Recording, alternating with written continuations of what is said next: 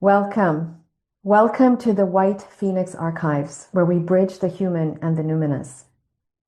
This podcast explores experiences that stretch the boundaries of ordinary reality, encounters, altered states, psychedelic journeys, out-of-body experiences, and other forms of high strangeness that can profoundly reshape a life. I created this space because I too have had anomalous experiences. And when they first began, I had to navigate those waters alone. There was no one I could speak to openly about everything that was happening to me. So this podcast exists so that others walking similar paths know they do not have to face those encounters in isolation. We normalize these kinds of experiences and explore what it means to live well after reality widens, how to remain grounded, discerning, and sovereign while integrating experiences that may not fit conventional frameworks. Each guest brings their lived experience, not as doctrine or proof, but as a human story unfolding in real time. If you've had experiences you struggle to articulate, if you felt isolated, destabilized, self-doubting, or unsure how to move forward, you are not alone. The White Phoenix represents conscious rebirth, expansion without fragmentation, awakening without surrendering personal agency. And if you're looking for structured integration support, you'll find more information in the description below. If this conversation resonates with you, please like, share, and subscribe so you don't miss future episodes. New episodes will be posted on the fourth Sunday of every month. Thank you for being here, and let us begin.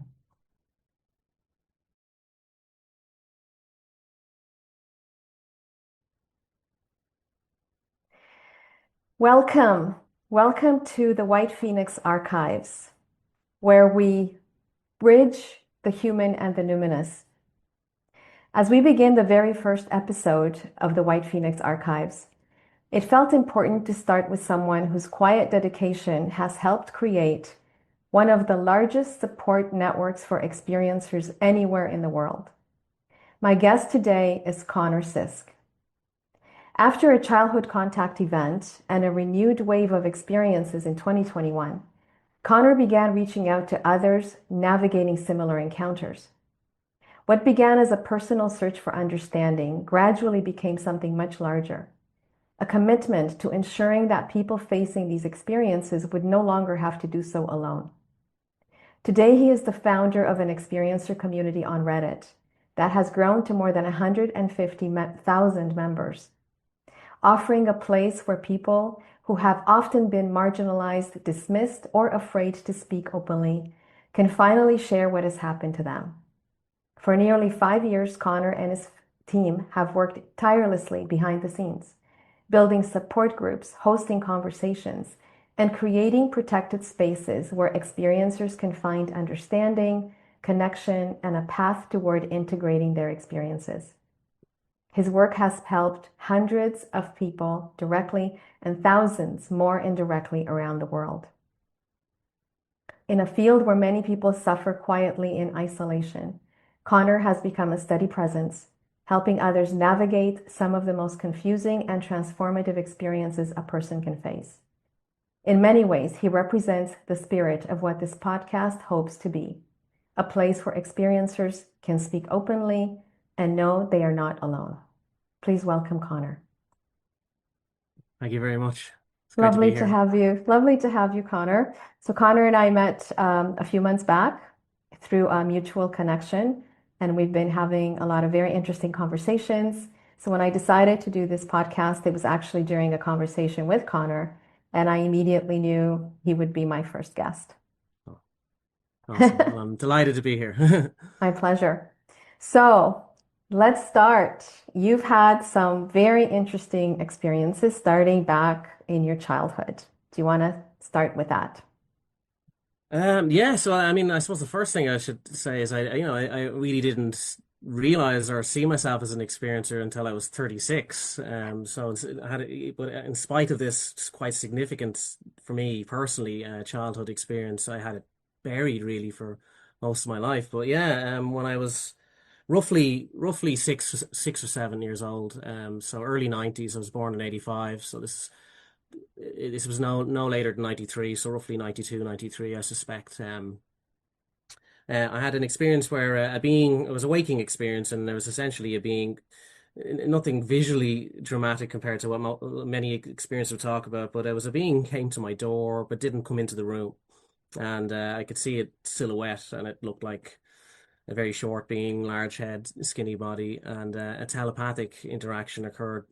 You know, it's hard to say how long it took because so much information flooded through me, but anywhere between 8 to 15, maybe 30 seconds was probably honestly probably closer to less than 10 seconds, honestly.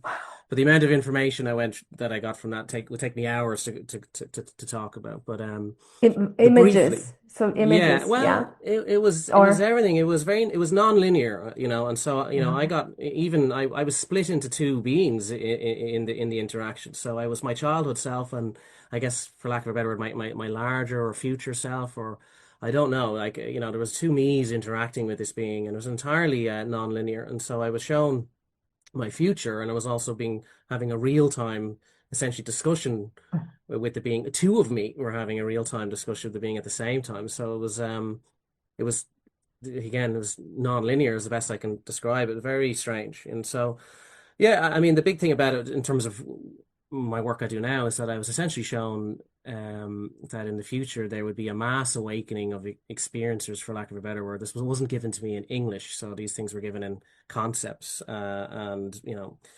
sometimes I would talk about this experience being a download, but it was a real-time discussion. But Mhm, it was mhm. a chunk of information that came in, so you could equate it to a download in that regard. But there was imagery and emotions and so on with it. But I was shown a mass awakening of experiences in the future. I wasn't given a date, but now I know that that's this decade. And start, 2021 is when this kicked on for me. So this decade and more, I was shown to be a node essentially on a network of these people waking up basically across the globe and feeling alone, scared, confused, and looking for a node, one of many nodes out there where they would come to for understanding and support Can and I just community. ask you, when you say awakening, what do you mean by that? Yeah, it's I mean, again, it wasn't given the word awakening. You could say activation, you could replace the word with numerous things, but essentially, people suddenly becoming aware that they're an experiencer, suddenly becoming aware that they're in contact in some shape or form. Often these people were already in adulthood before they realized it's similar to what happened to myself, and not everybody, like some people have been aware they were experiencers since they were young, but there was suddenly an Hmm. awareness that this is the time to take it seriously and actually address it. So there's a combination of that. People who had no idea they were in contact suddenly waking up to contact, or people who had connection all along, but really suddenly now heavily facing it, if you will, and being kind of shocked by that, like like this is real, and and needing to go somewhere to be able to deal with it. Essentially, community, human connection, social connection, And when you other say people. contact, you Mm. mean not just physical like you had, but it can be any sort of different high strangeness experience. Any and yeah, all across the experiential Yeah, spectrum, and I can definitely not just specific any one specific type, but just good. all across the spectrum, realizing that they have experiences and these experiences are real, and this is significant for our species, Thank and this, you. this is happening to many others around them, and of course, I didn't fully understand this at the time. I understood this later on, but this was in parallel to the taboo being lowered regarding this topic that is Yeah. coincidentally or not coincidentally happening this decade. And So, I asked that question because I want our audience to really understand that when we talk about contact experiences, we're not just limiting it to yeah, actual beings in the room or being taken aboard a craft or anything like that, yes, but the phenomenon shows itself in so many different ways, and we'll get into that a little bit later. But I just wanted to make a point of that. So thank you for that. Sorry to yes, interrupt. So no, it's grand. this Yeah, being transmitted all of this information to you. yeah, yeah. I was, and then kind of the way a lot of these future events were shown to me was similar to what people would describe in near-death experiences in terms of the life review. So I was experiencing information as well from being my future self and being other people my future self would encounter. So I experienced being other people, Mhm. interacting with future me. I experienced being future me. I even experienced being beings observing me in certain future events and so on. as well as lots of other very personal, private stuff from my future as well was being transmitted. And I was, being shown various different challenges and situations I'd be involved in as well, and in the task that was being lumped on me with all this, and That's huge along with for a child. That's huge for a yeah, child to yeah. experience and to try to hold. So Yeah, it was how did incredibly you intensely emotional how from did you from deal with childhood. that? In the moment, like afterwards, it was buried. In the moment, I was, in the moment, it was, like, I mean, the moment, like, I was, like, childhood me, and I was shown some difficulties that I would have in my life. So, childhood me did not like this, I and was bet. horrified by this, and it was being, it was showing me my life, and having a sense, suddenly becoming the awareness that there's another external intelligence observing your life path and situations that have your life. And I was also misinterpreting aspects of the communication because I was experiencing my future self's judgments of my own self. So I experienced my future self's judgment of my life in many ways, and I thought this being judging me. So I was also kind of it was kind of like horrified by the idea of some sort of entity judging my entire life that I haven't even lived yet. It Right. was there's elements of that too. But Um, that was a misunderstanding on your part. it That's was, it was, it not was my future what they were self's showing you. own Yeah. judgment, which I understood more later. A few of my things that I was shown in my download, I had the wrong idea of it until I actually lived through those events later on. So hindsight provided a Oh different yeah, perspective. Yeah. yeah, yeah, yeah. And it was often, again, we're often so much more critical of ourselves unnecessarily. And again, that's what these beings see. A lot Yes. of my work, this comes up. You had a lot of experiences I would come across. They have beings in their lives, and those beings see all of them. And those experiences, though, are often very low self-esteem and a lot of critical thoughts as a result of living a life of, kind of being gaslit by society about who they are, and so, Yes. these beings see that. And sometimes in a lot of my work with experiences, it's about building people's self-esteem and trying to That's show them right. who they actually are. And these beings really are trying to do that. So for me in my own journey, that has been very much a theme in, my biggest critic is myself, and That goes these, for, I think, all humanity, to be honest. yeah, So many of us, even non-experiencers, have oh yeah, this huge critical voice because of society's programming and yeah, conditioning and expectations and so on. But as a yeah. child, to have to hold this, so the way that you actually reacted was to bury it.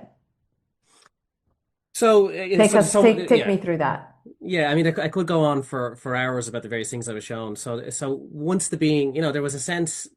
Again, there's multiple dynamic layers to this, but Of course. while this download was happening, I was also basically, on my bed watching this being in my doorway, and not, the download, the communication. And one thing I want to often stress is that it's not like TV. You're not just suddenly, like I'm getting a Hmm. telepathic interaction right here. It's more. It feels surprisingly more natural than you'd expect. So this huge amount of information was coming into me, but part of me while it was happening didn't even fully believe it. And so then I had the other layer of being, the present me as a child, dealing with the fact that this being was at my door, and I was working up the courage to try and, do I get off the bed and open it? I really want to know Wow. everything about this situation. I don't want this to be left as a mystery for me. And of course, the being, the being actually said, yeah, this is going to be a mystery for you, basically something along those lines. Again, not in English, but and I didn't want to be left with a big mystery for years, and the being was basically implying that, yeah, you will be, but there seemed to be a moment of testing in that, which I didn't want to really admit as a kid, but where when as I was working up the courage to potentially jump off the bed, run to the door and open it and look this being in the face, the being seemed to be registering that and basically waiting for me to do that. And then when I kind of picked that up, child me kind of made the decision of, no, either this being walks in or I'm not doing anything, kind of thing. And once that thought went down in my head, the being moved back from the door. And when I moved back from the door, leaped out of the bed, and my sister was in the room at the time, completely oblivious to all this. That's how quickly it happened. But the second the being moved away from the door, I, flipped out, was screaming, telling her there's a being at the door, and sprinted to the door because I didn't like this idea that I'd failed a potential test or something like that. Now, I don't think I did, but I interpreted it that way at the moment, in that moment, and so I didn't want to be Wow. left with this burning thing. So I actually sprinted right out the door, swang open the door to see if there was something there. There wasn't anything there by the time I swung it open, but I Mm. didn't hesitate. I sprinted downstairs to get my parents and was begging them to tell me if they were upstairs or not, and then I ran up again and checked every room in the house, and then had a kind of a bit of a breakdown and said, "There's Of an alien at my course. door. There was an How alien at my door." disorienting would that Yeah. be for anyone, child or otherwise? Yeah, it was a very calculated. I look back now, of course, it was a very calculated and orchestrated experience, which of course is not unusual. And this being, it didn't walk right in and terrify the hell out of me, but it did. But it gave me something that I couldn't completely dismiss as well. It showed up that I could see it enough in the crack of the door, So that left the seed, because what happened after that, of That's course, my right. father said to me, like, why would an alien traveling a billion light years to just sit outside an Irish kid's door and eavesdrop on them? And I couldn't argue that. It was preposterous. Like, kids see things, all that stuff, Of and, course. Imaginary uh, friends, yeah, etc. yeah, yeah, yeah.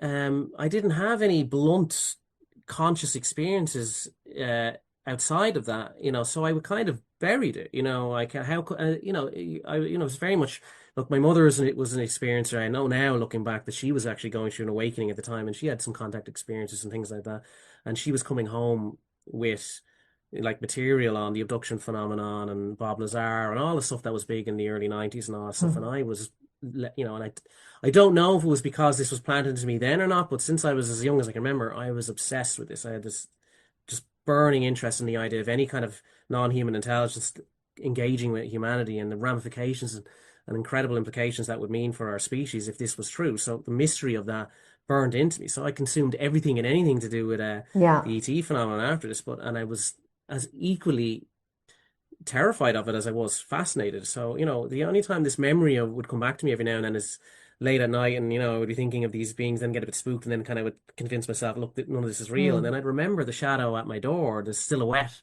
at my door, and I knew I couldn't dismiss it, because I didn't wake up and it was there. It wasn't some dream-like thing. I You was were fully awake. conscious. You knew you Yeah, were fully awake. So it had a so. different flavor than a dream, right? I was completely conscious. It was Yeah. completely. There's absolutely no, altered state of consciousness involved in this whatsoever. But it was still just a shadow. So it wasn't enough to traumatize me in that the typical kind of bedroom visitation, physically seeing a being kind of thing could do. Yeah. So it was orchestrated in that regard, so that I would Yes. really, and I'd feel embarrassed. I wouldn't. It's not something I would even feel embarrassed myself reflecting on it. Like, I couldn't completely wipe it out, but it wasn't enough for me to really think I was an experiencer. I 100% definitely had a contact experience. So I kind of buried it on that regard. And the other reason I buried it is I didn't examine the download side of it really at all for many years, because to even, this To might have been even go intentional. there would have Yeah. meant you believed it was real, right? And you still Yeah, and the weren't main sure. thing I remember, like my interpretation as a child, was that some being came to my door and basically scanned me to observe my future and then judged me harshly. I hadn't really remembered it as in Right. terms of, I was more thinking of some of the personal things and all that. And so I didn't even almost want to go there, but I suspect it was probably planted in me or designed in some way that I wouldn't. This was meant to unlock years later, and it wouldn't have made any sense years later unless it did. So it was meant to leave that mystery, but it was all for a Mhm. future purpose, not for me to heavily engage with it then and there. And don't get me wrong, though. I was very annoyed when this being said, "You will be wondering about this for years," I Um, bet. and there was a few other things, like my childhood self reacted, like in some ways I was shown some future experiences I would have as well, and I had a very childhood reaction of like, oh my God, beings are real. I want to have more contact. I want to get on Right, ships. I want to right. fly around the galaxy and all these things. Well, I But the think even being, adults have those reactions, yeah, not just children, right? yeah, yeah. Although, like, the reality of the experience of animals is very much more complex than that. Yes. As one engages with it. But the being responded to me in real time in that moment with a very, again, not in English, but with a sense of, you would be able to handle that kind of thing. And I got very offended by that. My childhood Yeah. me was very offended by that. And then the being kind of gave me this telepathic communication of what I understand now to be just basically like giant ball of stress, which I didn't understand, but I understand now. When I woke up to all this, I suddenly was obviously hyper analyzing every single aspect of my download, and Hmm. I really wanted to prove to these beings, no, I can handle more content, all that stuff. And I learned, the realities of contact are not what my childhood self would have thought. B, A, and then B, the task they give me did involve, a monumental amount of stress involved in dealing with this topic, as well as Yeah. all the various challenges that come with this stuff, and the So you buried it for how long? How long did you bury it 30 for? years, 30 30 years, or years. So this roughly, was yeah. what happened between, so you woke up and you remembered, we'll go into that in 2021. What happened between when you were 8 and you were given this experience and between 2021 when things came to full flowering, shall we say? So, I wouldn't have, again, it's only in hindsight, so everything I was interested in for me felt natural to be interested in. I don't know why no one wouldn't be interested in this, but, I realized from my work with experiences, people kind of get planted, a seed, and they end up going on this journey of just learning everything from metaphysics, quantum mechanics, the esoteric, consciousness studies, psi Yeah, phenomenon, spiritual studies, meditation studies, and then NDEs, beings, and DMT trip reports, and abduction phenomenon, all sorts of different NHI contact experiences, and spiritual experiences, and engagements with spirits and stuff as well. Like, people get like, many, it's very common for experiences to kind of heavily deep dive in all these various things at different stages in their life, absolutely. To sometimes all try and find compressed into a few answers, months. to Yeah, find something, to yeah, make sense of what's going on. Yeah, yeah. absolutely. So,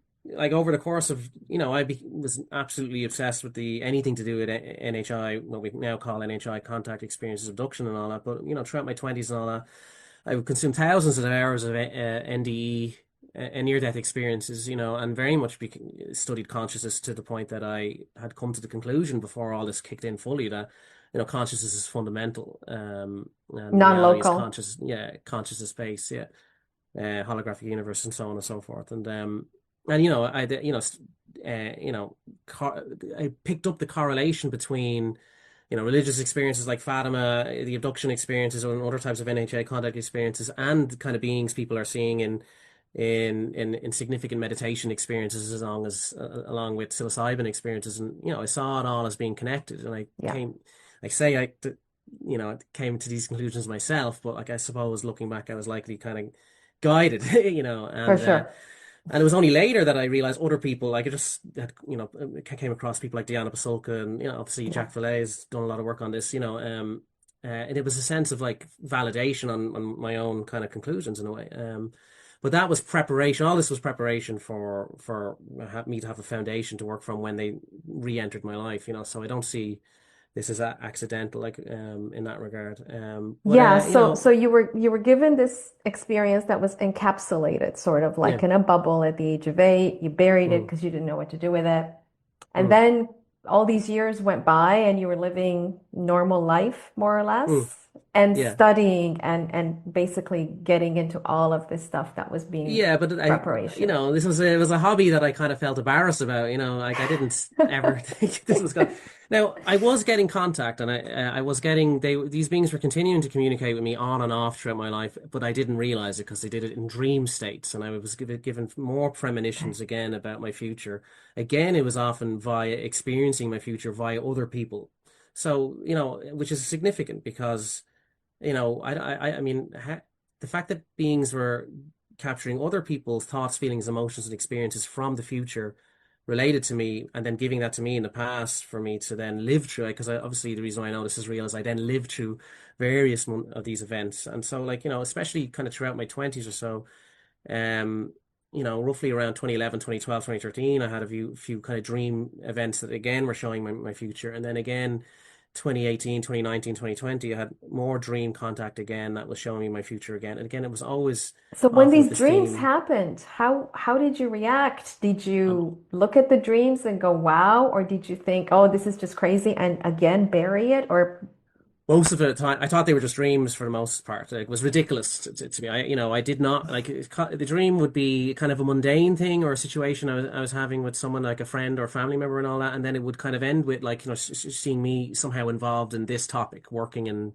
this topic, which was preposterous. Yeah, I just right. thought it was dream stuff. It was completely preposterous to me. So, I just thought it was just dream stuff. It was only more towards, and I didn't even pick up the pattern for a long time, because it just had no reason to, it was only towards the 2020 or so that things seemed very more, I could really register that some being was communicating to me here. I had a quite significant dream experience around then.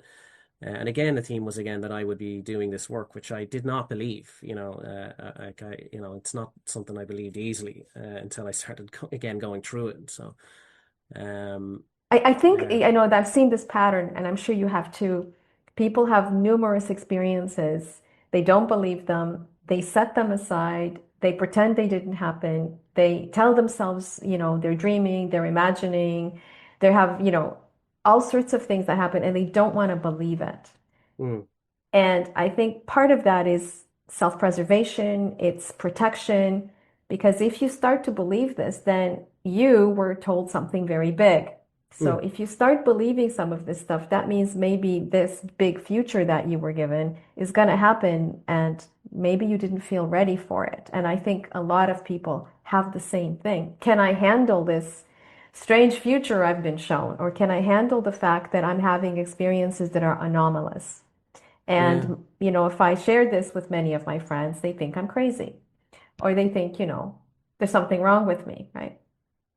There's an extreme experiences are extremely self-aware. There's this idea that experiences are, attention-seeking individuals and all that. I'm going to smash that stereotype. It's not true. I work with so many people. They're so embarrassed to share these things, and they know how it sounds. And then, look, in the nature of many contact experiences, like, if you read it, in a summary, it would sound like somebody is just high on themselves. Like, people know how this sounds. Like, look at my experience. I was essentially given a prophecy in childhood that to help like lost Exactly. people find themselves a community years later. It's the kind of thing that sounds like someone would make up. And so a lot of it is because it's so preposterous to the experience. It sounds ridiculous that they wouldn't believe it. And and it sounds they're worried that might make them sound egotistical, or Yeah. main character syndrome is the term. Sometimes, like, it sounds process because often people are on this kind of journey, and it sounds cinematic even in a way, and how these beings unfold the contact journey with them and build up their confidence and self-esteem in themselves. It's very personal. But when they Yes. try to start sharing that with other people, it can sound wrong to other people, and they know how it sounds. So it just, That's right. it's hard to even believe for themselves. So it's, until you start meeting other people and realize these mechanics are repeating across the field, like, people are just Yes. very self-conscious and just embarrassed about it. And they don't believe it themselves. So the first barrier, the first skeptic for every Is experiencer yourself. is themselves. Yeah, yeah, Exactly. yeah. And but Exactly. it is understandable. It does look strange on Yes. paper. The world didn't tell us that this stuff is real. Like, Quite the it's very, opposite, yeah, actually. Quite the like, opposite. And that's why we're having these conversations to yeah. normalize this. This is a normal experience that many people are having, if not everyone, which is Mm, relegated to the back of your mind or to mm, a place that's not even accepted. And mm, so this is why we talk about it, to bring it mm. out in the open and encourage others to also open up about it and to realize there's nothing wrong with them. So tell me what happened to get this going. What happened in 2021? Yeah. So, long and the short of it is basically I started living through events that were shown to me as a child. I roughly February or spring 2021. And I basically, this triggered an awakening, for lack of a better term, where I realized that this download thing, that this communication was absolutely real, and it was just shocking. And then that apparently I'm now supposed to go on and do this, which again, still didn't believe that. That was a struggle to believe, but I was very much suddenly activated. I really much suddenly could feel energies and so on and so forth. There was just a psi boost, which is not unusual for people when they're so suddenly activated into this stuff. I could suddenly feel energy from trees, I Wow. couldn't believe it. Like, I went, 36 years thinking that kind of stuff was completely ridiculous. And the people, and there was a tragedy there as well. I had a mixed emotions with this, that, like, feeling energies is you have to be in a certain state to be able to Hmm. do it. And Hmm. there's a wishy-washiness there, but it is real. And most of the world Hmm. don't know this. And I thought this was preposterous. And now here I am at 36 realizing it. Like, I was both enjoy and enraged by how much we don't know, as a species Yeah. as well. And but it was amazing. I could feel energy, like I could feel energy, the energetic shift. My girlfriend is very creative, and she would do a lot of creative work. Her energy field would just completely shift, and, like, she'd walk into a room, and I'd suddenly just instantly know that you've just been spending the past hour making something, haven't you? And she was kind of weirded out by this, like, initially, and so it Yeah. was Yeah. incredible. And but I was eventually kind of pushed synchronistically into a sequence of events that resulted in me finding myself in a private community that, long story short, was where I met people and found my purpose and realized what I was good at. And I didn't understand how I would eventually be. I knew I was supposed to eventually be running this community. I didn't come in saying I'm going to certainly do this. I just decided to follow the flow state and just kept talking to people, and naturally fell into a role of being helping people with their journeys. Um, Can I but it just was when ask I. you when you woke up, when you woke up, Hmm. did you share with people? Did you tell anyone? How did you handle that? Obviously, ontological shock, because as you said, you didn't believe this until you were 36, and suddenly you were faced with the reality of it. So, what did you do with it? I did. I was telling my girlfriend, but I found myself in a kind of a community of experiences who did were basically people waking up to this, and they weren't identifying as experiences either. So people basically interested in the topic, right, following an experiencer case, interested in the topic, and interested in the general to consciousness and everything, all that stuff, right? But they hadn't identified as experiences yet. Neither had I, and I was not telling these people about my download. I didn't. Okay. I basically I had to kind of made a deal with myself where it's like, okay, if this communication, it was still in an internal war. Like, this is completely ridiculous. Like, how could I possibly believe this? I need something to confirm. Yeah, I have these memories now unlocking. It's still not enough, like it's Hmm. ridiculous on paper. So I kind of went, look, now I seem to have been synchronously guided and I'm meeting these people and the energies of these people, like again, people that I feel familiar to me from again, childhood download stuff, and which was incredibly overwhelming emotionally, positively, incredible stuff. But it was still wasn't enough. So I was like, right, I'm just going to see what happens. I'm going to take each day at a time. If I end up running this community as a parent, I'm supposed to do. If I end up, supporting experiences I'm going to do, and these other things that are shown to me come true, great. But I'm not going to assume that's going to happen. I'm just going to take each day at a time. And I certainly wasn't going to start telling people, hey, by the way, I'm supposed to run this place one day. I needed for it to all come true Yeah, naturally. yeah, And I didn't push it or anything. I just kept talking to people day by day and it all naturally unfolded. A sequence of events naturally unfolded.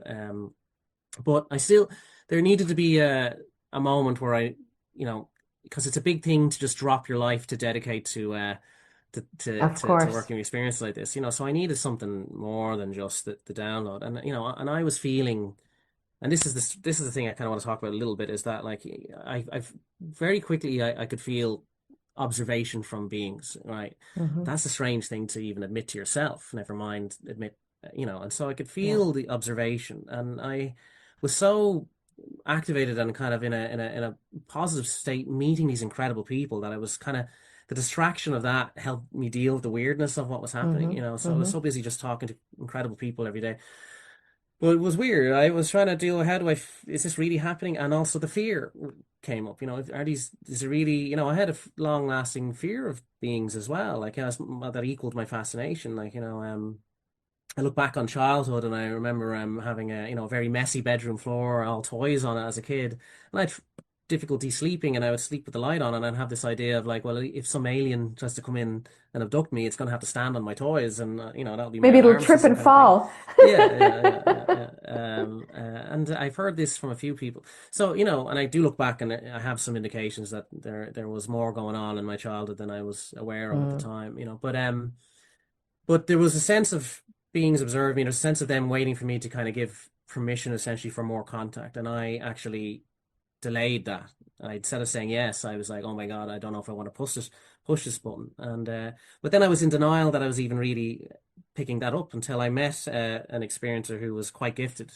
And she turned around to me one day and said, "Yeah, you have beings in your life, and they do want to contact you more, but they're waiting for you to give more permission because they know you're afraid." And of course, that was true. That Yeah. was going on internally, and even though I was in denial about that.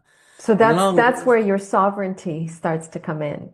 You have to give yes, that permission, right? yes, it Very was a important. case. Yeah, interesting. It was a case that I seemed to have been kind of predestined to do a lot of this, but there was, in terms of that, like destiny versus predeterminism and all that stuff, and free will and all that stuff. I mean, they did seem to be this like moment of like, I could have not done this. I could have decided Yes. to say no, and they gave me that option, and but I, having, after numerous discussions and all that, and I, overcome a lot of fear and all that stuff, I decided to to give permission. Now I didn't know what was going to happen. I basically just like meditated and sent out the permission basically. And I thought might happen is I get a communication in an altered state or a telepathic download of some kind of, I didn't know I didn't know what the confirmation would be. And one of the mechanics involved in some experiences deal with, or many I hear a lot, is like the sense of like tones and ear ringing or frequency when something's tuning in. And so Hmm.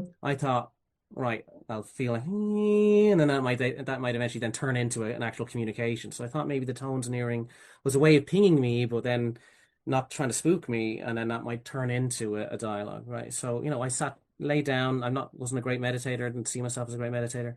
I lay down on the bed and I went into meditation and send out the signal. Nothing happened. This was spring 2021, Hmm. May, I think, right? And nothing happened at first, right? And I kind of thought it was a bust. Look, at least I tried because it was a big deal for me to even try. I was Hmm. building up to it that much. And so I got sat up on the bed from the meditation. It was daylight. It had turned from daylight to now nighttime, and the stars were out. It was about 8 9 p.m. or so.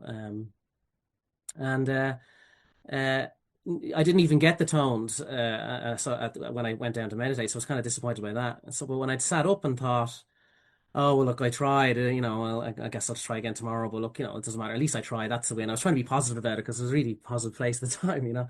That's when I heard like kind of tuning in to me from the side, left hand side in this case.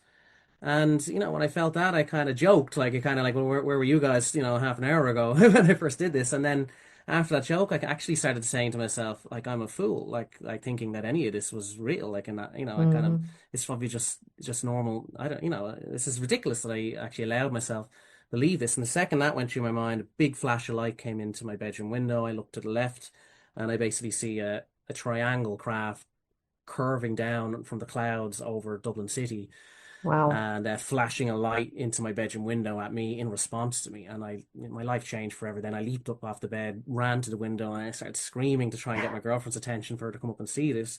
And the craft, registering that I can confirm and notice is real, then curled back up again and cloaked right in front of like cloaked like something from Star Trek. And my life forever changed then. Like that was the day I knew for certain, like non-human intelligence exists, interacting with our species and also interacting with me. And this mission I've been given is real. And I went pale with that. Like I can it imagine. was everything I'd always wondered about since I was a kid now got confirmed in that Hmm. moment. And it Hmm. was dramatic and it was incredibly beautiful. It was a spiritually transformative experience in many ways.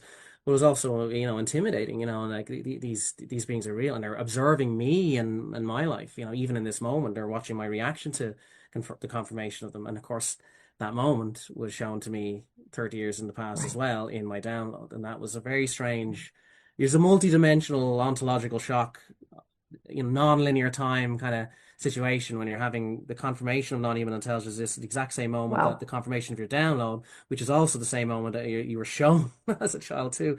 Very strange in many ways. And but that completely blew me out of the water. And it took me about 2 weeks to recover from that. And again, at the time, I didn't know how I was supposed to, I didn't know why I was being guided to Hmm. help experience. It didn't Hmm. tell me how I was supposed to help experiences No, they never either. do. Yeah, you learn via direct experiences that they Yeah. guide you into having.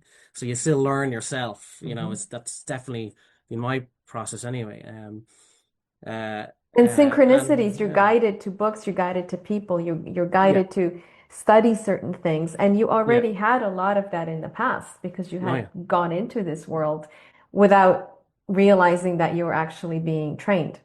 Yeah, although the synchronicities exploded in 2021, like after this download activated for me, that's when all these synchronicities exploded, and so I was following them in a kind of a flow state as well.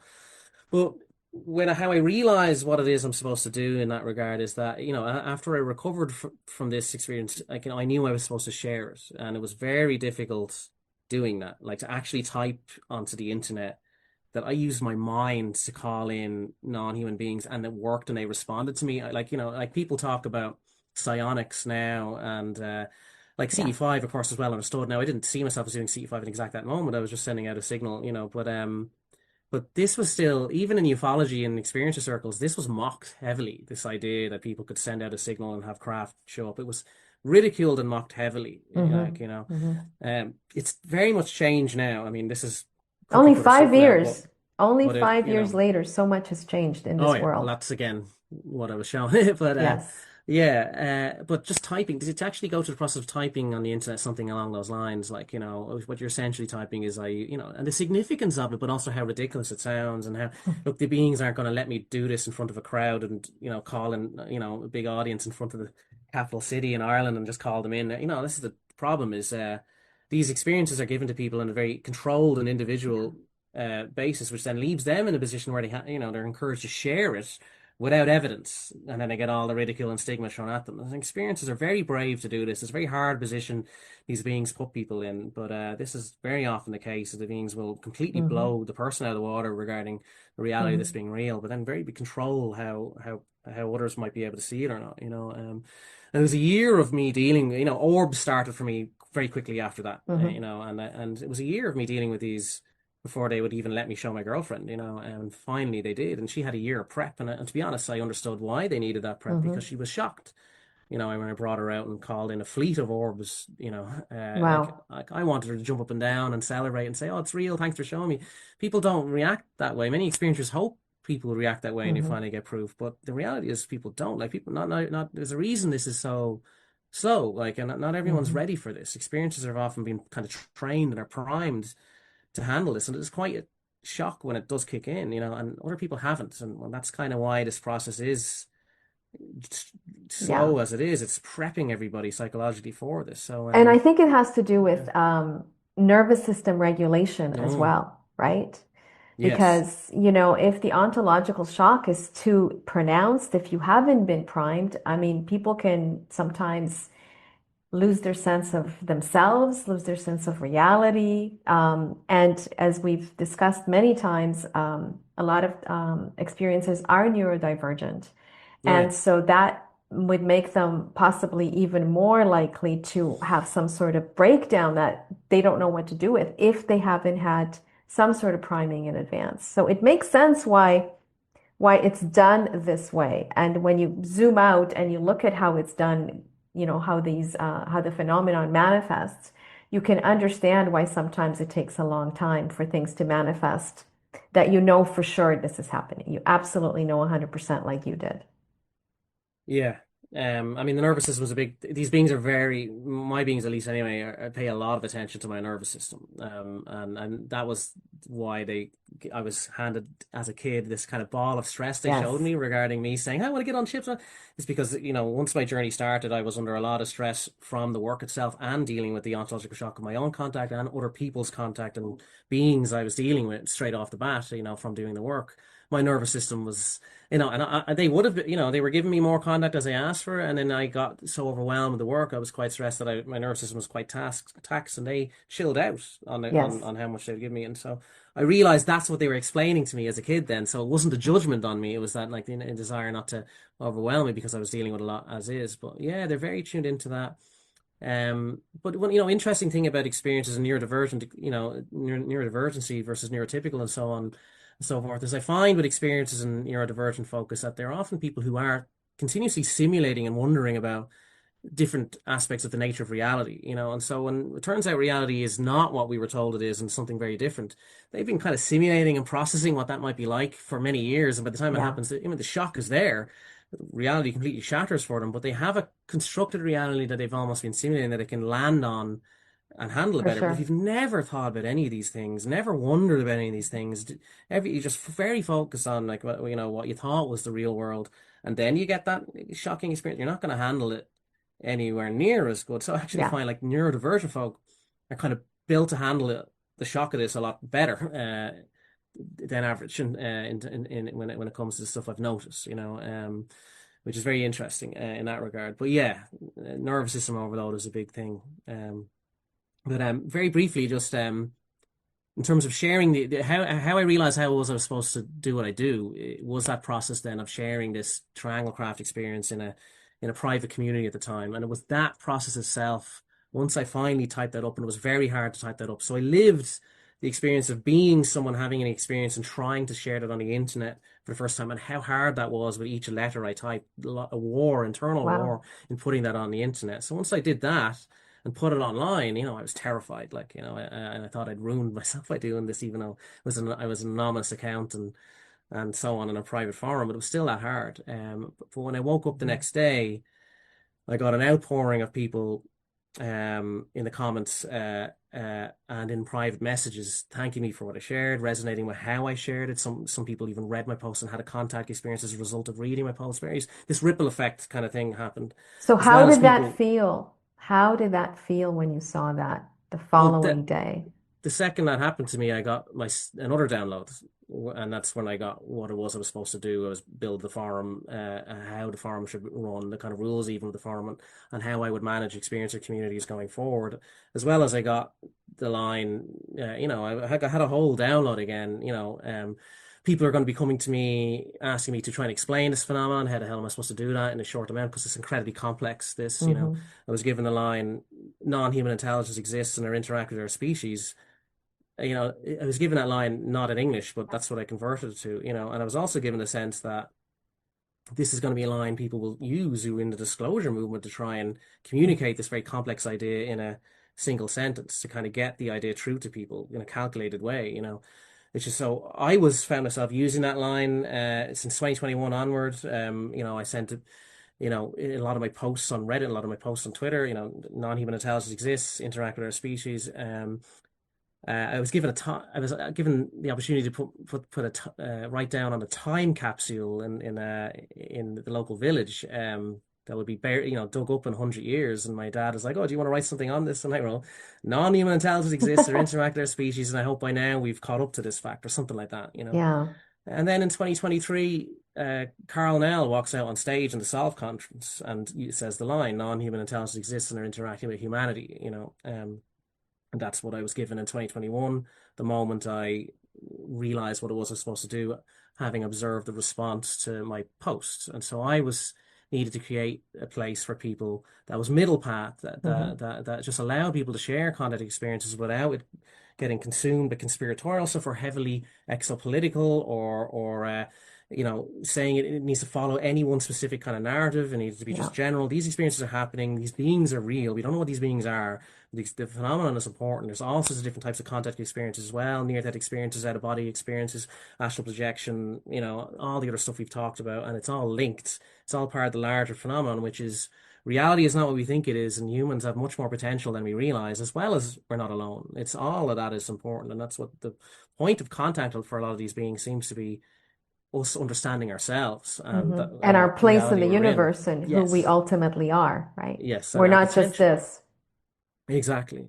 Yeah. Exactly. And that's significant. And these stories are preposterous by nature. Without the contact experiences, like we're designed to see, given what we were told about reality, to see these stories as completely preposterous. Mm. And we don't have easily an initial way to prove it either.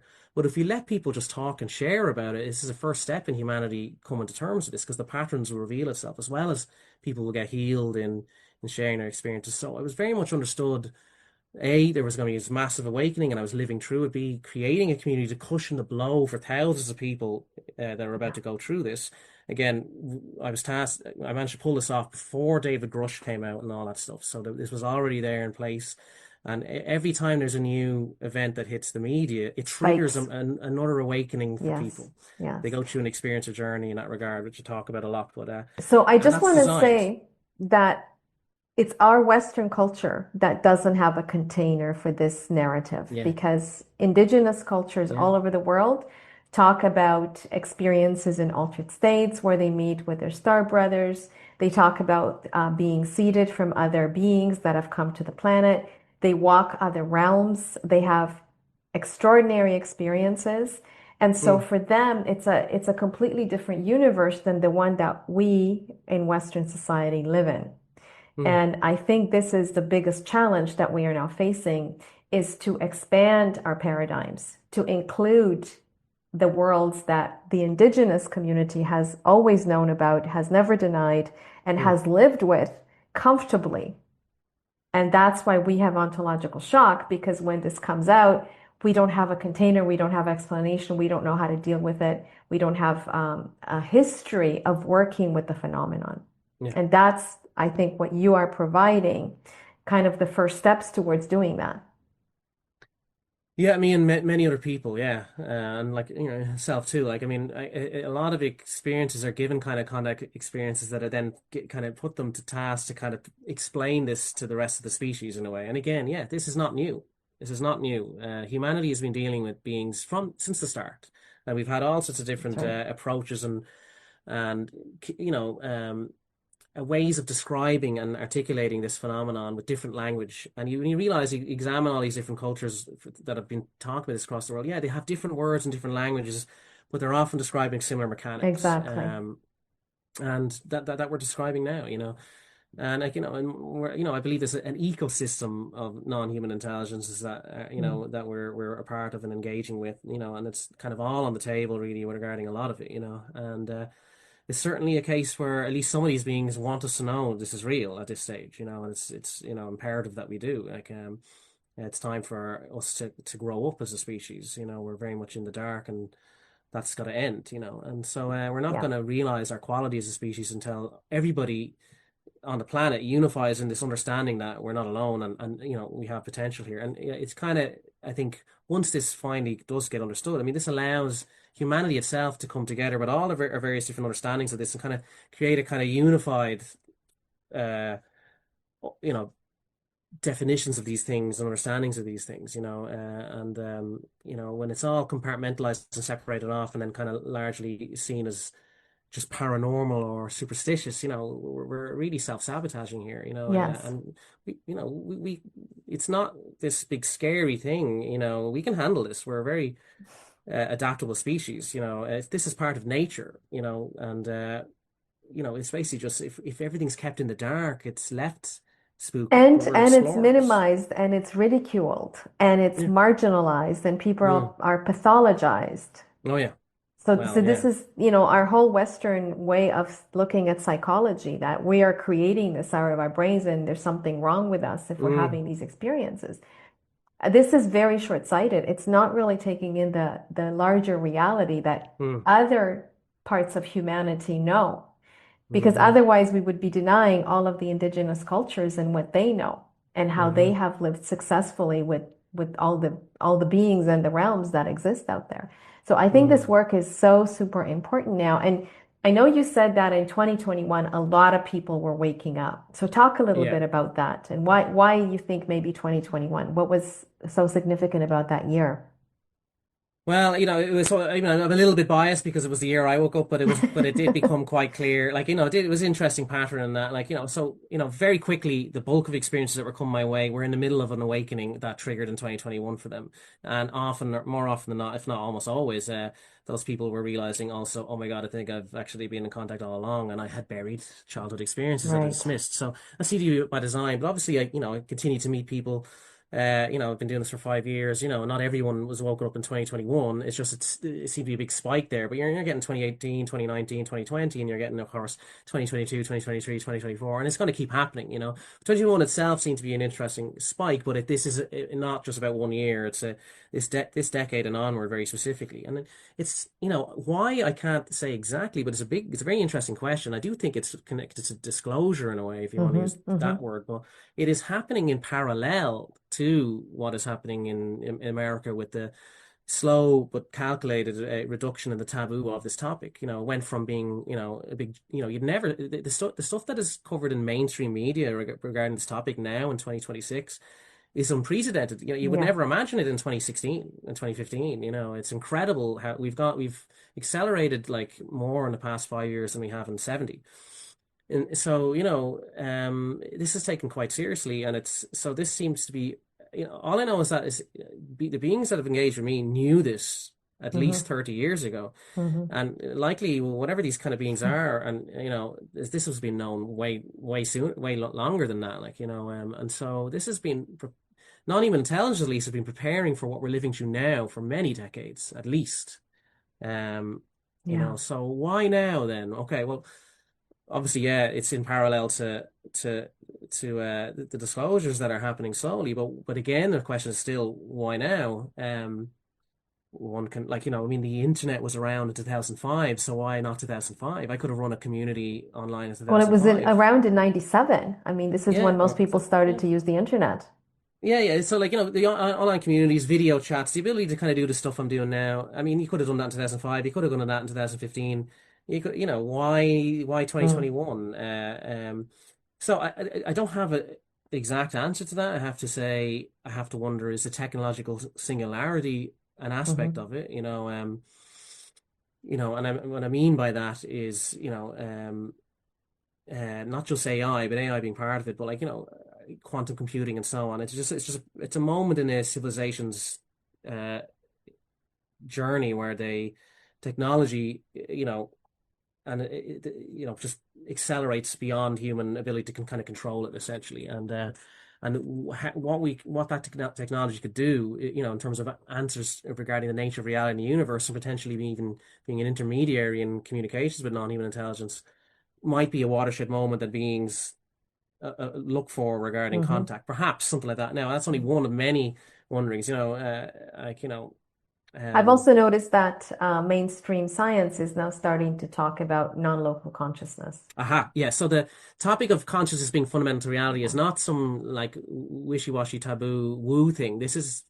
people are continuously Yes, talking about this. even So that's physicists. happening. Yeah, yeah. Oh, quantum physicists and all that. Like, I mean, I think a lot of people who study quantum mechanics, all the legends of quantum mechanics actually touch on this in various parts of their career. It's not unusual, So like, a lot of these ideas around these things are, there's lots of parallels are Converging, right? intersecting. Yeah, yeah, yeah. They're Study into converging. DMT realm, study into afterlife and near-death experiences, study into past life memories, study into NHI, non-human intelligence, Yeah. mediumship and altered states and gateway tapes, remote viewing, all that's all happening. Telepathy tapes. Yeah.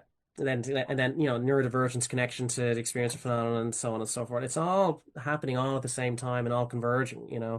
And it's all related to the same stuff. And yeah, there's mass acceleration to this. And, like, someone now who goes through an awakening, like you go through an awakening in the 1980s, I guess, like, you have your library to kind of consume all this information and learn. But, modern folks, they have the internet and they can also connect to a community much easier and all that. You have the information you wanted to tip your fingers now when you go through something, uh, uh, uh, that, you have control of the information if you want, that you can kind of consume. You're not completely at the mercy of whatever's presented to you.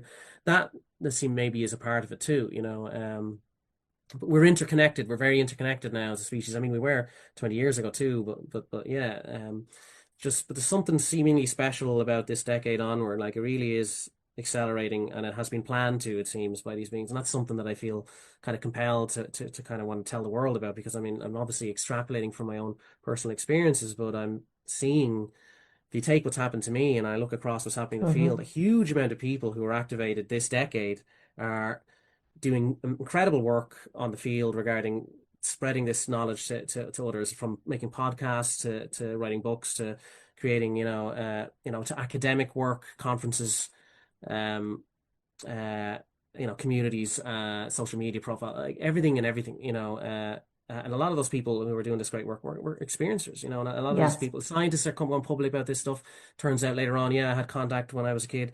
I can't help but look at that and go, well, I mean, those beings who contacted you when you were a kid probably knew you were going to be doing this 40 years later, 30 years later, etc., than what you're doing yeah, now, because these are respected names now talking about topics that were considered that's right. taboo to talk about, and that has meaning, and that can trigger awakenings for other people. Any just article can just somebody can read and suddenly gives them intellectual permission to now look into this. 6 months later, they're in contact and realize, okay, I've been actually been in contact all along, and Well, when hear Whitley this stuff. So Strieber's Communion came out, and so many yeah, people saw the picture on the front of the book, aha, a lot of them were yeah, like, "Oh my God, I have seen this being. This is yes, familiar to me." And that was, yes, a huge wave of awakening there. So I think it does kind of come in waves. And, if the yes. beings have told you that this decade is really important, it's obviously one of those waves. Now, have you noticed any patterns in the awakenings? Because you've spoken to so many experiencers now. What have you noticed? What kind of Well, like, patterns, like globally?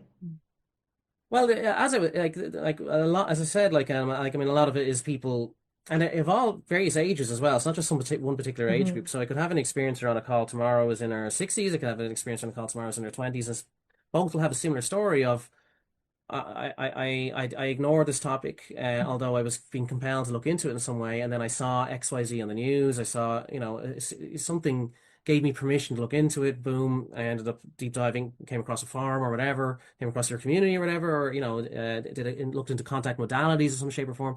Had a contact experience, now have beings in their life, realize they've always had beings in life, Hmm. realize their family's got the connection. It's not always just beings, though, as we touched on at the start of this. Yeah. Other types of experiences, psychic Experiences, experiences, all that too. exactly. Yeah, yeah, yeah. Realize they have this connection and realize this is real via personal experiences, and now they're in shock, and they need to find others to talk to about it because the first problem people deal with is they need to talk about it, and most people around them won't talk to them about that. So Yes. that's why the community side is important. We're a social species. We integrate our experiences by talking and sharing with others, and that's something that experiences have been robbed of most of the time. And I do see, yes, people can be traumatized. There's serious trauma out there regarding some experiences, all right. But a huge amount of people will tell me like a lot of the trauma comes from just trying to share this with other people and not being believed, That's or right. and not and all the other stuff that comes with that. And so a lot of people can. Even these are very dramatic experiences some people can have, but like having people that can just talk about it like it's normal, because it is Exactly. normal. This is part of life. Like we're doing right now. Yeah. That goes a really long way into helping people integrate and deal with the kind of trauma of the shock of this.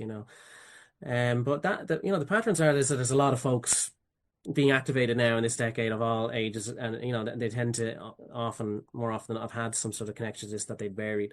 But there Hmm. are people who, again, who've been very aware of their experiences since the start, who are now suddenly facing it because of this, activation, awakening period we're going through. But otherwise, it's not in terms of like it's diverse. It's very diverse what's happening on the field in terms of the kind of experiences, the kind of even being, if it is beings involved, not always beings, if it is beings Hmm. involved, they vary heavily. It's one thing I suppose I will say, is like there's a perception out there that, in terms of experiences you're dealing with beings, there's a perception out there outside of experiencer circles that all these experiences are essentially, eh, foreign entities who are just doing scientific experiments on subjects like that. That's kind of Hmm. often how it's presented. That is Yes. not what I'm seeing in a majority of cases. In a lot of the cases, these are beings that are heavily invested in the person's life, very interested in the person's life growth and development. And are the beings themselves are kind of playing a dynamic game of like, trying to encourage and make themselves somewhat known, but also kind of pulling back a bit so they're not, it's not too in the forefront of the person's life. So it's a strange dynamic there, but the interest is not, they're not, the interest is in the person's development and journey, and the human experience itself seems to be very important. It seems to be very valued and considered highly regarded by beings as well. Like there's something special about incarnating here as a human. That's another theme that keeps coming up in my work. It's not, beings are interested in humanity and all that, but the experience of being human itself is valued. There's Hmm. something Hmm. important there about that. That's also, desire to protect that experience and And the so there's a planet, very, yeah, and the the planet, yes. desire to protect the planet and Mm, humanity. Because, mm, of course, a lot of these craft have been seen around nuclear facilities. They have yeah. sometimes shut down nuclear weapons, and people have had continued warnings about stop playing with nuclear weapons Mm, and take care of your planet. yeah. So Um, those are definite concerns, as well as you say, the evolution of humanity on a personal level and a global level as well. Yeah. So like a lot of the planet can survive without humans. Obviously, humans can't survive without the planet. So Yeah. a lot of the concern with the world is related to us basically not destroying it for ourselves, as well as the ecosystems around us, and even non-human intelligence ecosystems too. But there is humans are of massive interest with these beings. Like it would they'd definitely be being. It's all sorts of beings out there, and certainly beings that maybe don't care about us at all and care about something else in the world. But certainly, like a lot of the people I'm working with, like the beings in their lives are interested in humanity very strongly, in various different ways, and our development as well as this human experience itself, which is interesting, in that regard too, like the growth that comes with Hmm. a life as a human and the limitations we have here and what we overcome, uh, seems to be of value and respected. The desire for that, not that to, for that to continue as well seems to be important. Let me just go back a little bit to Mm. when you started to create your community. To talk to me about how you made that happen, how it evolved, what was involved in it. Yeah, so, once I understood what it was I was supposed to do, basically a social support model is what I'm approach it, in meaning that people need places they can talk, share, make friendships, and just have normalized conversations about this stuff with other people who know this is real, and then not have that completely infested by trolls, people mocking experiences or asking like annoying questions, or cynical skepticism and all that kind of stuff, and pseudo skepticism and all that kind of stuff. People already know what this sounds like when they're sharing. They Hmm. just need to share with people who know this is real and not have to justify themselves in the comment section, like, all the time, so having a protected space like that does a huge amount of healing. So there was and also protecting it from the various things that kind of, experience communities don't tend to last. Experience support groups tend to die after a year or two, and I had understanding as to like why is that, and I need to be able to have Hmm. mine Hmm. last long term. And so, in terms of so that would be why there'd be a lot of protecting on what is kind of not having it fall off into one direction or another, or look, even look, the certain future prediction type stuff can get iffy in the experience of phenomenon. There's a long history of mispredictions, and maybe even end times predictions and so on, that communities end up basically base themselves around a prediction. You can have a Right. small experience or community develops. Initially, it starts with people just sharing their experiences. Boom, next thing you know, one person's in a particular type of contact that is communicating messages about the future that eventually evolve into disastrous predictions. And then everybody, then Hmm. it turns into an end times kind of Like a thing. And then, cult.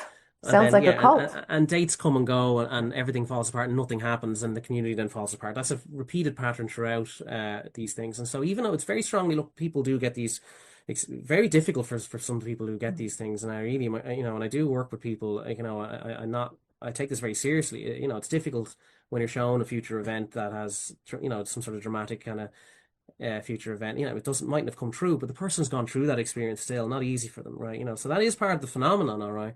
But we do, in terms of a public forum, like, we do have heavy rules regarding people coming in and using that to, predict end times disasters and all that. Like, we shut that down because that would just kill the community very quickly. It would just turn into Right. nothing but that. And you can see a lot of, material out there on YouTube podcasts and all that tends to end up getting looping focused on such dramatic Yes, future prediction stuff, and that gets the clicks, but of we have to course. really, have to really be careful there with that stuff, in my opinion, anyway. And so I support people and deal with that kind of stuff privately, of course, and all that, but in a public setting, I control that. Me and my team, we control that very strongly. So in order to keep the forum going, in order to keep the Hmm. public community going, so it doesn't go unhealthy in that regard. And we kind of resist it being, someone trying to dominate it with one particular authoritative view on things and so on, outside of the basics of non-human intelligence exists, interact with our species, all the usual stuff. The experience of phenomenon is real, needs to be understood and studied, and people deserve to share and all that. We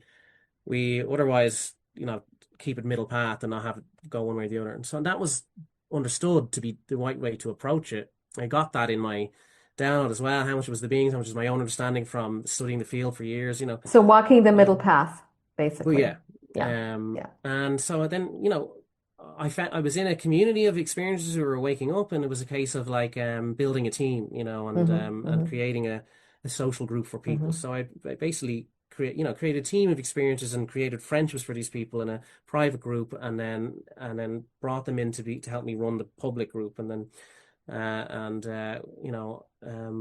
and all of us are on an adventure together, going through all individual kind of contact experiences, learning more about them while simultaneously learning to help and support, a community of people going through this incredible times we're living through.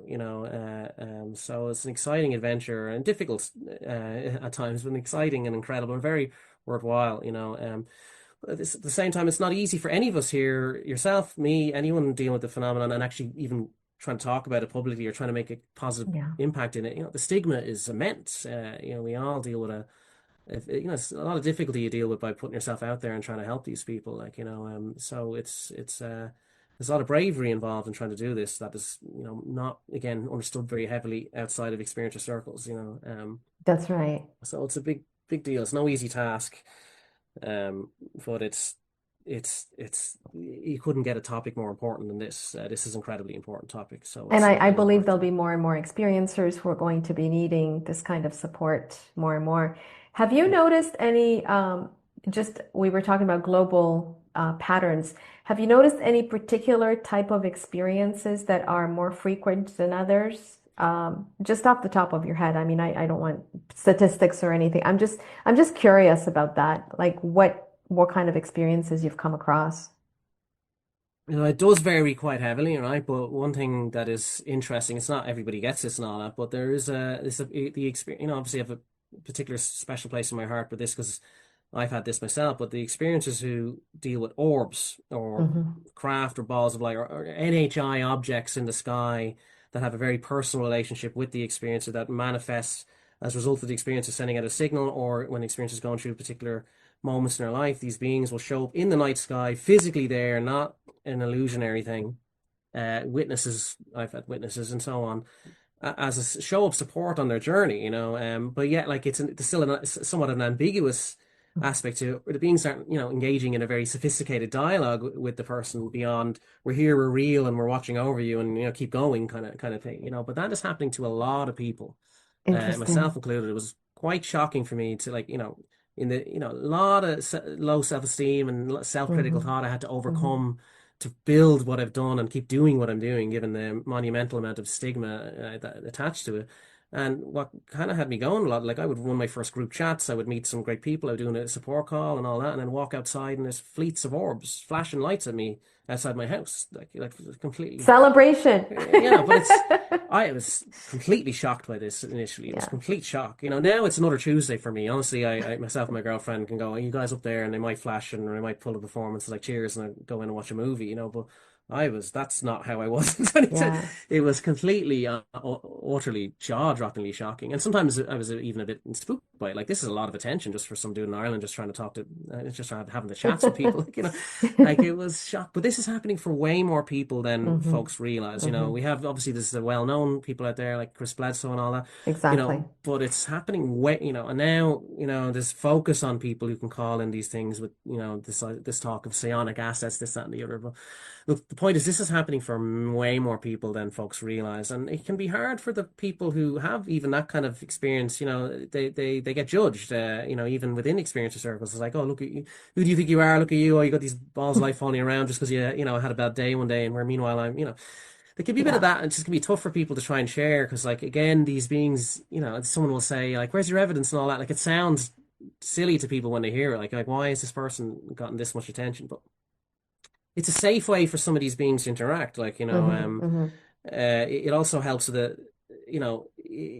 beings do engage in dream states. They pull Yes. people out of body for out of body experiences. There's lots of very strange ways entities interact with people in their houses and all that. They're still can be intimidating or also just kind of strange. That can make someone wonder, was that real or not, even in a sense, and I need something a bit more. Whereas manifesting physically in the sky where you're fully conscious and there's no messing, but it's still in the distance and it's still not like and these beings are very careful. Like, even I observed and studied how they'd interact with me, what direction they would move in the sky isn't an accident. They Hmm. know Hmm. where I'm looking, they know where to maneuver themselves, but they wouldn't fly directly at me. They would fly to the side, and why would that be? Well, think of a human. They're human. The second something looks like it's coming towards them, it's a very different reaction Of versus, course. side to side. It can be, oh my God, am I going There's to get taken now or fear something like that. immediately.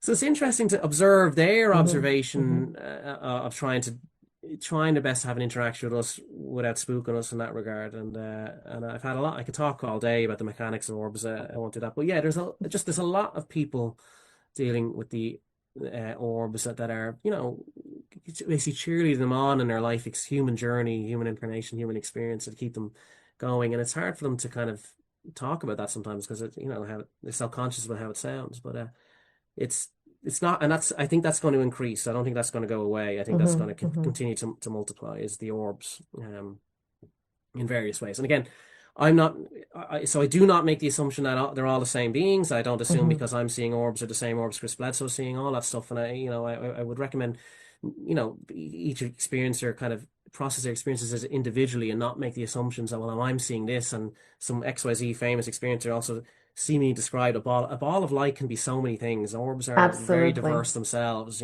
so. anything from a physical craft to a ball of plasma to a being that is a ball. There's lots going on with what an orb or object in the night in the sky can be. So follow your own path on that, rather than assume you're dealing with the same beings as someone else is often what I would recommend. But So, yeah, so that's a big one. now you're living your mission. Mm, And so we were talking about the theme of this particular first episode, which is mission without self-destruction.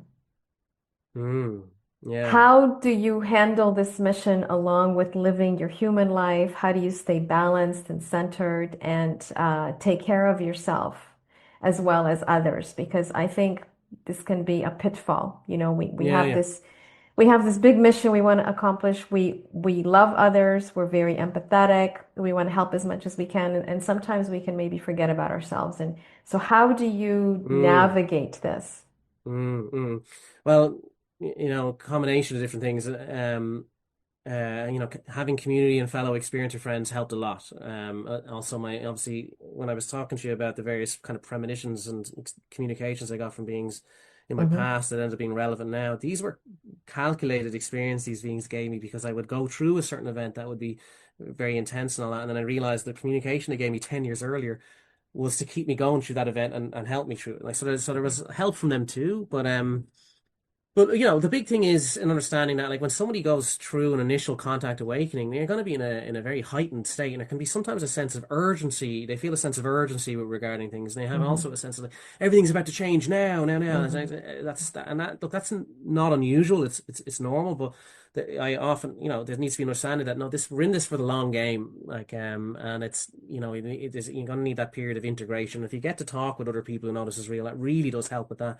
But that initial state can be quite destructive if you don't find that and you're trying to constantly push this on people who aren't ready to hear it, and then you're getting the cycle, or some people might suddenly, for example, start seeing orbs and they start trying to film them with their phone, and they're not going to get great footage that's going to convince anybody. They might capture them, but it could look like anything, and so they're thinking, I have disclosure, I'm going to prove this to all of humanity, and Right, and they go right. on social media and they don't understand why no one's believing them. Like, it needs to be an understanding that they themselves have to get time to integrate this as they're in this for the long term. That sense of urgency is not unusual, but understand that you need to give yourself time to integrate it. And there's a kind of thing, the hero's journey I often apply to the experiencer journey, and it kind of That's ends right. up on a cycle of becoming, the master of two worlds, where you go Hmm. through the big change, but then you learn to integrate that while simultaneously uh living your human experience as well. And that's what a lot of these beings want, and this is what I see,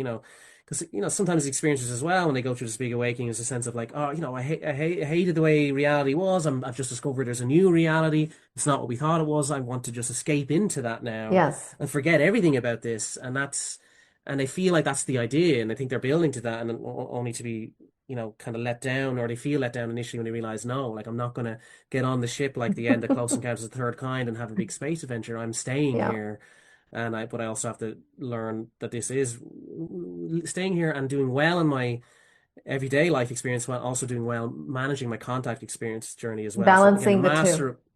the master of two worlds, and that's the idea. And it takes a Yeah. bit of time to do that. Having community allows you to do that, and finding understanding that you're not alone in this stuff. It goes a huge way into helping one do that.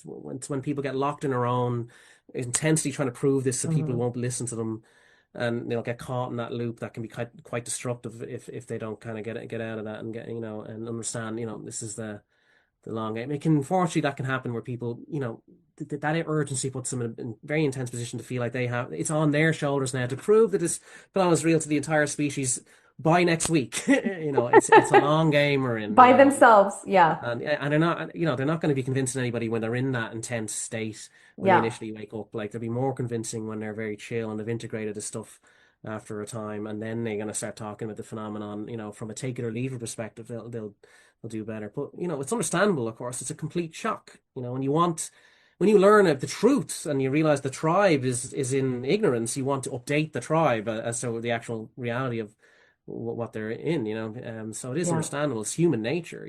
But it's give yourself time. We're in a long game with this. It doesn't need to be proven to everybody next week.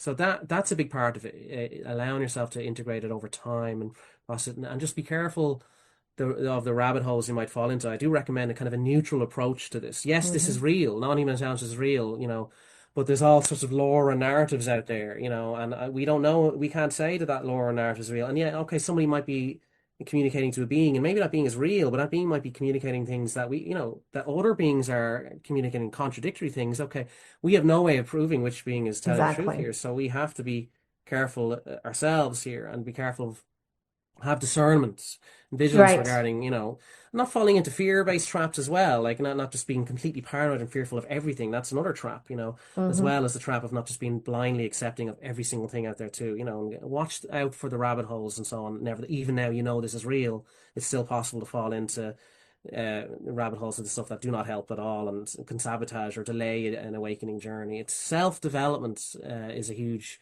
aspect of Yes. this, and And along with that, with the self-development, I would also say maintaining personal sovereignty as a yeah, human. yeah, So yeah, really understanding that we came here to be humans for a particular reason.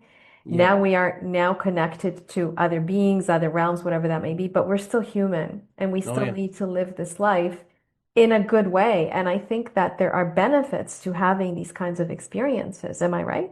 Yeah, yeah, yeah. I mean, look, the experience of Milan was very diverse, but so I am generalizing a little here, Yeah. obviously here to just sort of for the sake of discussion. But for many experiences, yeah, I mean, they go through a huge personal transformation as a result of their experiences. I mean, this has been well documented for decades. Many people Yes. realize this, but it's true, and they they become they're already often I find quite conscientious people, but that just explodes. They're very conscientious, very sensitive to others, very well-meaning, very environmentally conscious, and become just a real this it gives them also just hope for humanity for the future, because we're living through kind of times where people can feel quite hopeless, about the Hmm. future. Like there's Yeah.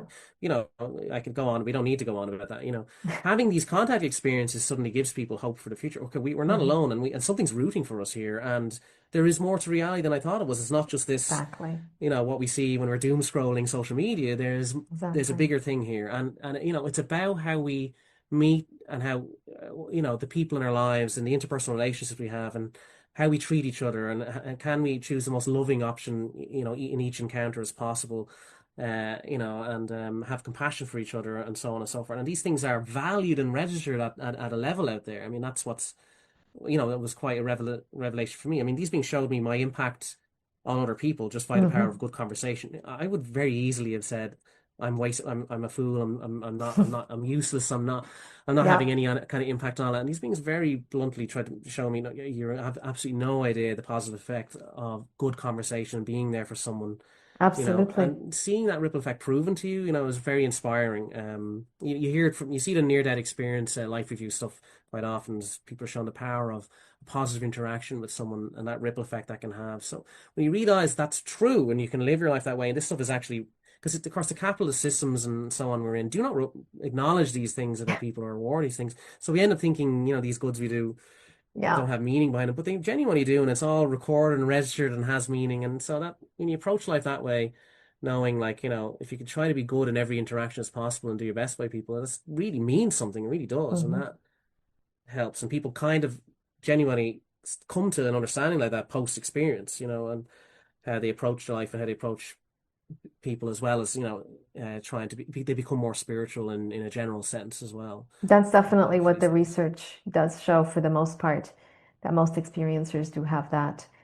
So you would advise experiencers to find a community or find someone to support them in this journey, to listen to them and to begin to integrate in that way in their own personal life, because if they've had one experience, it's more likely than not that they will have more. Yeah, yeah, very often the case. I mean, some folks who have particular experiences with specific beings, I Hmm. mean, those beings are kind of waiting for the person to get into a place where they can handle more contact in order to give them more contact. And that usually often means like, like, do they have a support system, a social support system around them, and can, have they overcome their fear enough and all that, and then contact can increase then. Then other people are, chasing experiences. They're exploring the phenomenon and all that via, contact modalities, CE5, gateway tapes, psychedelics and all that kind of stuff. And, I do recommend, being safe with that.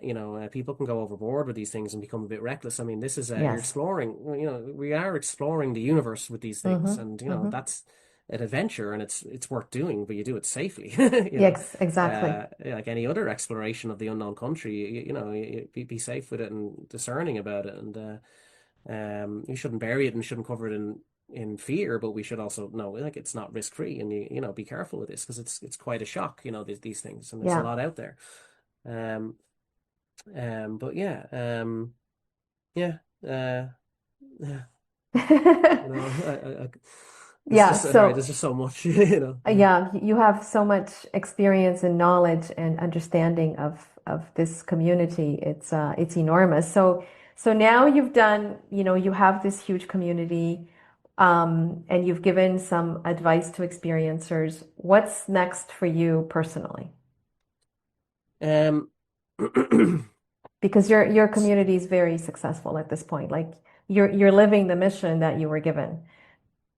Still feels like it's only just started. You have that awareness. Millions and millions more people are going to be waiting. This is going to get taken, more and more seriously each year. And like, Hmm. because as I was saying, experiences are on the right side of history, and the eyes will be on us one day. Very seriously. But yeah, like, and so I learned about this phenomenon by directly working with people. So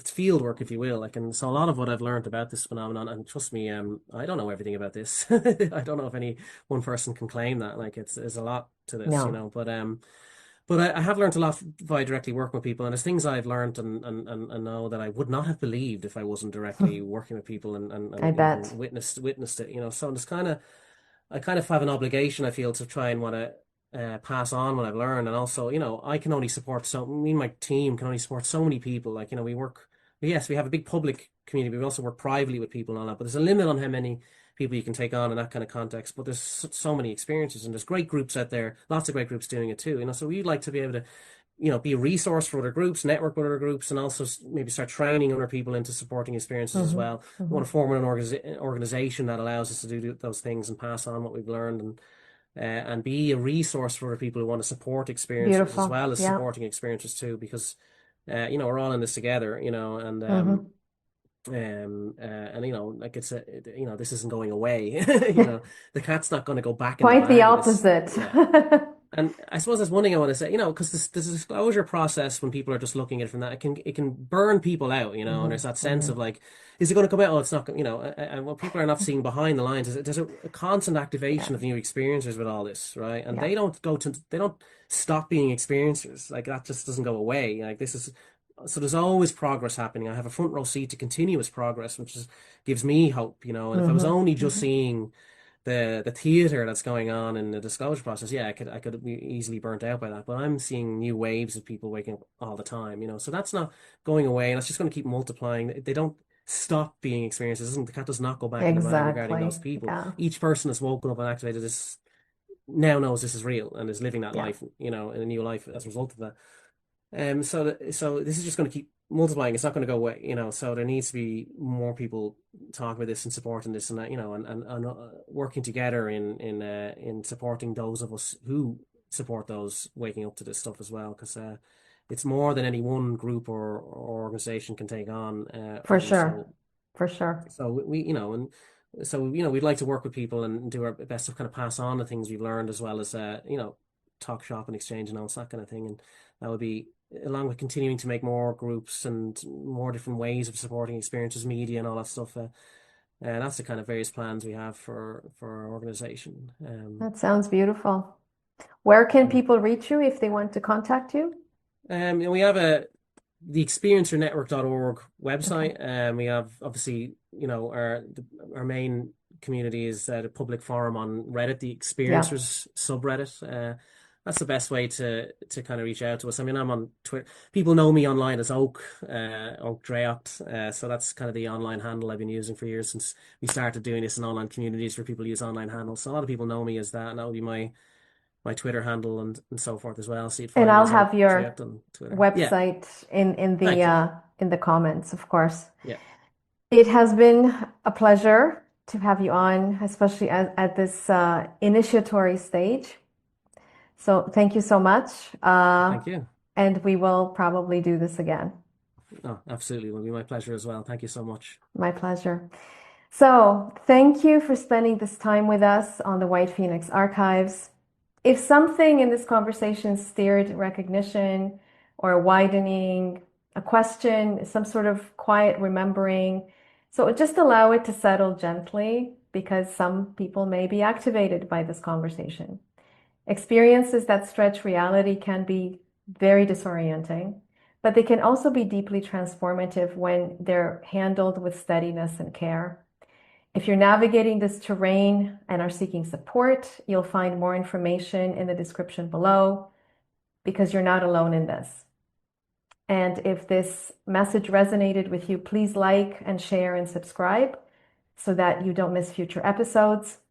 And until next time, walk your path with clarity, discernment, and trust in your own sovereignty. Always trust in your own sovereignty and rise in your own time as the White Phoenix. Thank you again.